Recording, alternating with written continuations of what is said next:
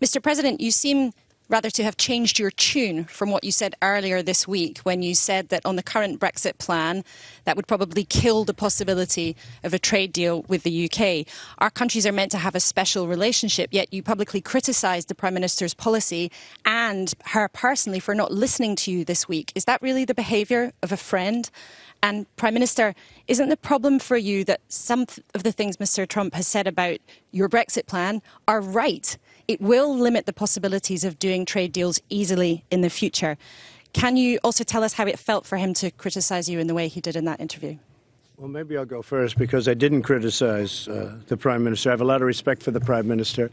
And unfortunately, there was a story that was done, which was, generally fine, but it didn't put in what I said about the Prime Minister. And I said tremendous things.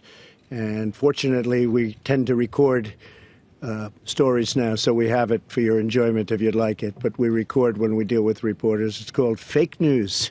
We solve a lot of problems with the good old recording instrument. But what happens is that, look, the Prime Minister, as I really just said, she's going to make a decision as to what she's going to do. The only thing I ask of Theresa is that we make sure we can trade, that we don't have any restrictions, because we want to trade with the UK.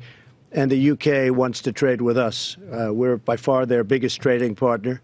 And we have, just a tremendous opportunity to double, triple, quadruple that. So if they're going a slightly different route, and I know they do want independence, it's going to be independence. It's just your definition. But if they're going to go a certain route, I just said that I hope you're going to be able to trade with the United States. I read reports where that won't be possible. But I believe after speaking with the Prime Minister's people and representatives and trade experts, it will absolutely be possible. So based on that, based on just trade in general and our other relationship, which will be fine. But the trade is a little bit tricky. We want to be able to trade and they want to be able to trade. And I think we'll be able to do that. OK? And I think she's doing a terrific job, by the way. Thank you, Mr. President. And just to confirm what the President has said, Laura, there will be no limit to the possibility of us doing trade deals around the rest of the world once we leave the European Union on the basis of the agreement that was made here at Chequers and that I've put forward to the European Union.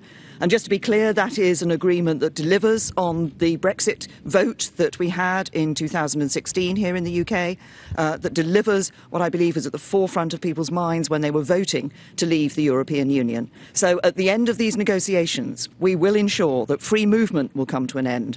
The jurisdiction of the European Court of Justice here in the UK will come to an end. The sending of vast sums of money every year to the EU will come to an end. We will come out of the Common Agricultural Policy. We will come out of the Common Fisheries Policy. And we will ensure, by not being in a customs union, that we are able to have an independent trade policy and do those trade deals around the world. And as you've heard from the President, the United States is keen for us. We're keen to work with them. And we will do a trade deal with them and with others around the rest of the world. Hey there, thanks for checking out CNBC on YouTube. Be sure to subscribe to stay up to date on all of the day's biggest stories. You can also click on any of the videos around me to watch the latest from CNBC. Thanks for watching.